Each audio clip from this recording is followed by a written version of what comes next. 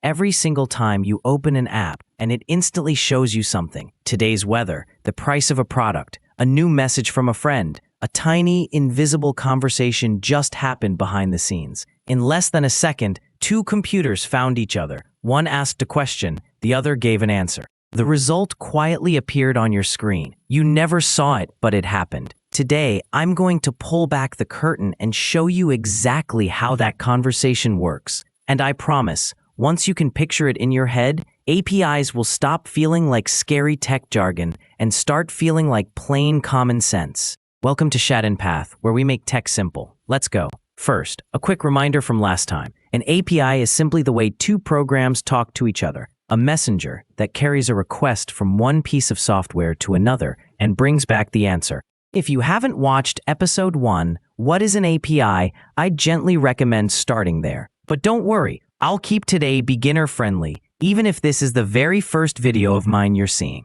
Now, to understand how an API actually works, you only need to meet two characters, just two. Keep these clear in your head, and everything else will fall into place. The first character is the client. The client is simply whoever is asking for something. In most cases, that's an app on your phone or a website in your browser. When you open Instagram, your phone is the client. When you visit a website on your laptop, your browser is the client. The client is always the one that starts the conversation, the one that wants something. The second character is the server. The server is a powerful computer sitting somewhere else in the world, usually in a big building called a data center, that has the thing you want. The photos, the messages, the prices, the weather data, it's all stored there, and the server is what does the real work of finding it and sending it back to you. So here is the entire idea of how an API works boiled down to one simple sentence. If you remember nothing else from this video, remember this. The client sends a request to the server, and the server sends back a response. That's genuinely the whole thing. A request goes out, a response comes back. Every fancy word you'll ever hear about APIs, endpoints, methods, JSON, status codes is just extra detail layered neatly on top of this one simple back and forth. Let me make it crystal clear now with a story you already know by heart. Imagine you walk into a restaurant, you sit down, you're hungry, but here's the thing. You can't just get up, march into the kitchen, and start cooking your own meal, can you? You don't know where the ingredients are. You don't know how their stove works, and honestly, they wouldn't let you anyway. So what do you do instead? You talk to the waiter. This little scene is the perfect picture of how an API works. Let me match up the characters for you. In this story, you are the client. You're the one who wants something. The kitchen is the server. It holds all the food, all the ingredients, and it does all the actual cooking. And the waiter? The waiter is the API, the messenger, who carries your request to the kitchen and brings the result back to you. Now watch the whole flow, step by step. You tell the waiter, "I'd like a chicken sandwich, please." That sentence is your request. The waiter writes it down, walks back to the kitchen, and hands over your order. The kitchen does its work and prepares the sandwich. Then the waiter picks it up and carries it all the way back to your table. That sandwich arriving in front of you. That is the response. Here's the beautiful part. You never set foot in the kitchen. You have no idea how they cooked it, what pans they used, or how busy it is back there. And the wonderful thing is, you don't need to.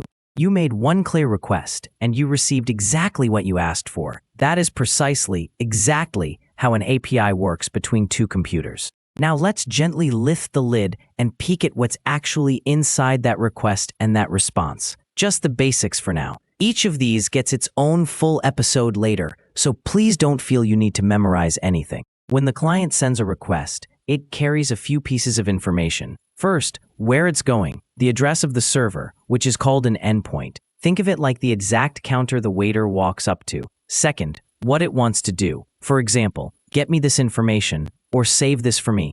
And when the server sends its response back, it carries two main things. First, the data you actually asked for, usually delivered in a clean, organized format called JSON, which is just a tidy way of writing information so computers can read it easily. And second, a status code, a small number that quietly tells you whether things went well. For example, 200 means all good, here you go, while 404 means, sorry, I couldn't find that. Don't worry about those words just yet. Endpoint, JSON, status codes, We'll unpack every single one of them in the coming episodes.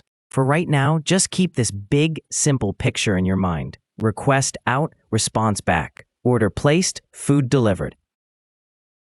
Let me make all of this completely real with an example you use almost every single day, a weather app. Picture your morning. You wake up, grab your phone, and tap open your weather app. In that very instant, before you've even fully looked at the screen, your phone, the client, quietly sends out a request to a weather company's server. That request basically says, "Hello, please give me today's weather for this city." The server receives the message, looks up the latest data, and sends back a response. The temperature, the forecast for the day, that little sun or rain icon. Your app catches that response and arranges it neatly on your screen. The entire round trip took less than a second, and you never saw a single part of it. Now here's the part that genuinely surprises people the first time they realize it. This isn't happening just once. Every app you use is firing off these request and response cycles constantly. Dozens, sometimes hundreds of them, all the time.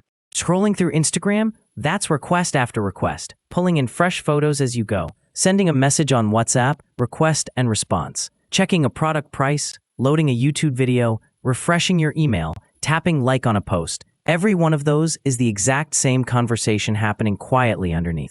The entire internet, the thing you hold in your hand all day, basically runs on this one pattern, repeated billions of times a second. So once you truly understand, request goes out, response comes back, you understand the heartbeat of how all software communicates. It is the foundation everything else is built on. The different methods, the JSON, the status codes, they're just the finer details of that very same conversation you now already understand. So let's lock in the big picture before we finish. An API works through two players, a client that asks and a server that answers. The client sends a request, and the server sends back a response. Exactly like you, a waiter, and a kitchen. A clear order goes in, and finished food comes out. Simple, reliable, and happening all around you right now. In the next episode, we're going to open up that request and look inside it. You'll learn the 4 main things you can actually ask an API to do. They're called HTTP methods,